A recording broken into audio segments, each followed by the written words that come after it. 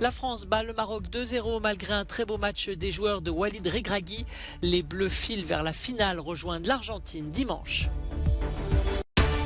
Détention confirmée pour 3 des accusés dans l'affaire de corruption au Parlement européen. L'une des figures du scandale, l'eurodéputé Eva Kaili, comparaîtra la semaine prochaine. L'Iran sanctionné pour sa répression des manifestations, le pays a été expulsé d'une commission de l'ONU sur les droits des femmes. Nouveau drame dans la Manche, au moins 4 migrants sont morts mercredi en tentant de traverser depuis la France pour rejoindre le Royaume-Uni.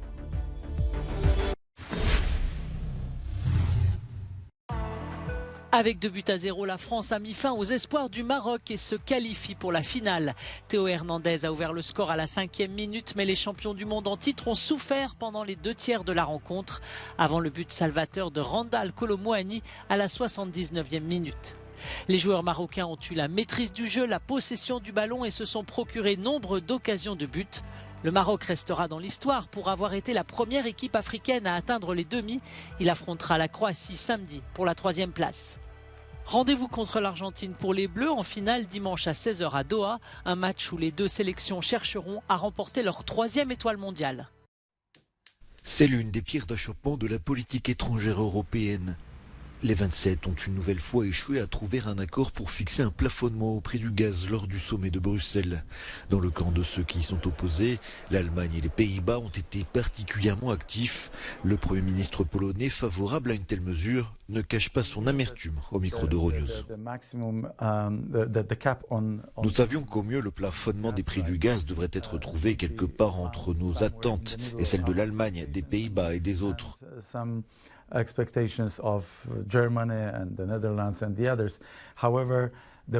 la façon dont ils se sont obstinés à bloquer cette proposition est pour moi assez inquiétante, car je pense que nous sommes encore loin de trouver un compromis sur le plafond du prix du gaz.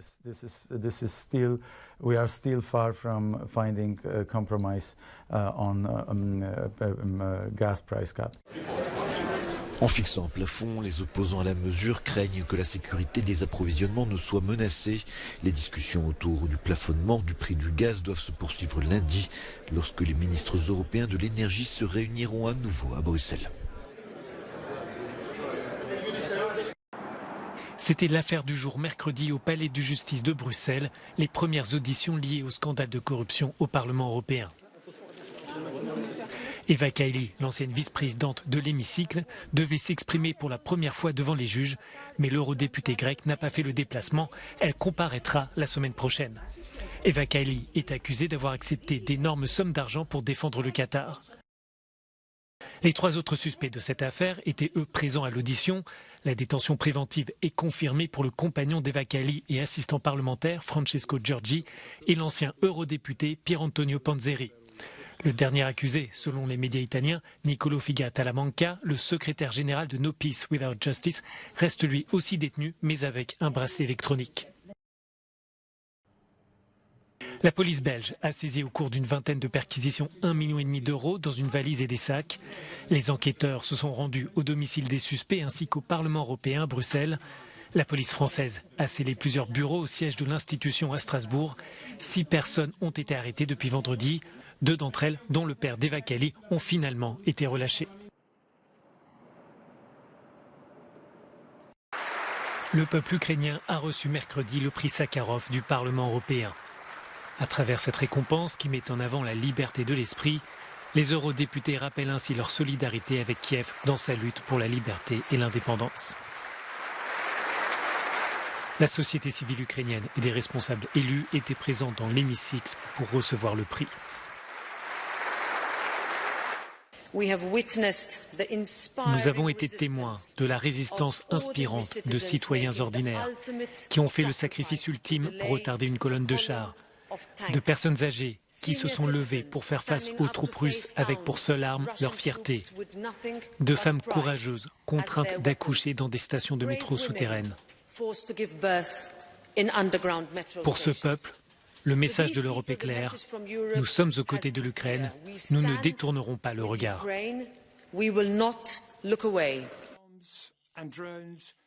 Le président ukrainien s'est exprimé à distance au cours de cette cérémonie.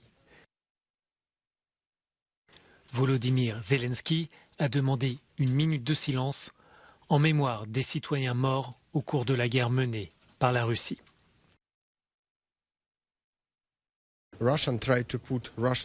La Russie a essayé de faire rentrer la propagande russe dans la tête des citoyens en zone occupée, en disant que la Russie était là à tout jamais, que l'Union européenne et les institutions européennes les avaient oubliés, qu'ils ne seraient jamais libérés. Un prix tel que le prix Sakharov, une telle attention que l'Union européenne accorde pas à pas à nos citoyens, montre à nos citoyens que personne n'a oublié les Ukrainiens. Le Parlement européen souligne que le peuple ukrainien ne se bat pas uniquement pour sa souveraineté et son intégrité, mais aussi pour la démocratie et les valeurs européennes. À travers ce prix, les eurodéputés veulent aussi dénoncer l'invasion russe et un régime qui cherche à affaiblir et diviser l'Union. Les ministres européens de l'énergie ont échoué à s'entendre sur un plafonnement des prix du gaz. Bruxelles s'est donné une semaine pour avoir un accord.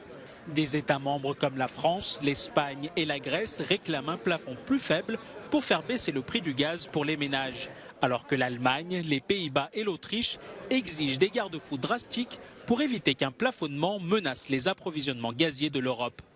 De son côté, la Banque centrale européenne estime qu'un plafonnement mal conçu pourrait compromettre la stabilité financière de la zone euro. Au moins 4 migrants sont morts mercredi dans le naufrage de leur bateau de fortune dans la Manche alors qu'ils tentaient de rejoindre l'Angleterre depuis la France. Au moment où l'Europe fait face à des températures glaciales, une vaste opération coordonnée par les gardes-côtes britanniques a permis de secourir plus de 40 personnes, selon une source gouvernementale. Interrogé par la télévision Sky News, le capitaine d'un bateau de pêche a raconté avoir été réveillé en pleine nuit par son équipage, son navire entouré de migrants dans l'eau. Un drame qui a fait réagir la ministre britannique de l'Intérieur, qui a dit avoir des pensées pour les personnes concernées. L'incident survient un peu plus d'un an après un naufrage dans lequel 27 personnes avaient péri. Depuis le début de l'année 2022, près de 45 000 migrants ont effectué la dangereuse traversée dans ces eaux très fréquentées du jamais vu. Depuis 2014, au moins 205 personnes sont mortes ou portées disparues en tentant de traverser la Manche, selon l'ONU. L'Iran a été expulsé ce mercredi d'une commission de l'ONU qui œuvre pour les droits des femmes. L'organe s'est prononcé à 29 voix pour, 16 abstentions et 8 contre. Téhéran ne pourra plus y siéger jusqu'en 2026. Une résolution proposée par Washington a également été adoptée. Le texte condamne la répression des manifestations qui secouent la République islamique. La résolution dénonce également les agissements de Téhéran qui répriment de plus en plus les droits humains des femmes et des filles. L'Iran a fustigé ce vote et a critiqué une démarche jugée politique et illégale. Téhéran accuse Washington et ses alliés européens de vouloir l'isoler. Depuis le décès le 16 septembre de la jeune Mahsa Amini, morte après son arrestation pour violation du code vestimentaire, une vague de protestations a gagné le pays. Plus de 200 personnes, principalement des manifestants, sont mortes dans la répression.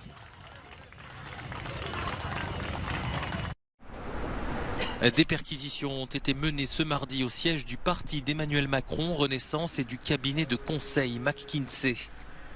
Ces perquisitions entrent dans le cadre de 2 informations judiciaires ouvertes en octobre, l'une d'elles portant sur le rôle de ce cabinet dans les campagnes présidentielles d'Emmanuel Macron. La justice cherche à savoir si le cabinet n'a pas fait bénéficier au candidat Macron de travaux et d'expertises qui auraient dû être comptabilisés dans les dépenses de campagne. La justice enquête également sur l'augmentation du nombre de contrats passés entre l'État et McKinsey entre 2018 et 2021, afin de savoir si l'entreprise avait été favorisée par l'exécutif français.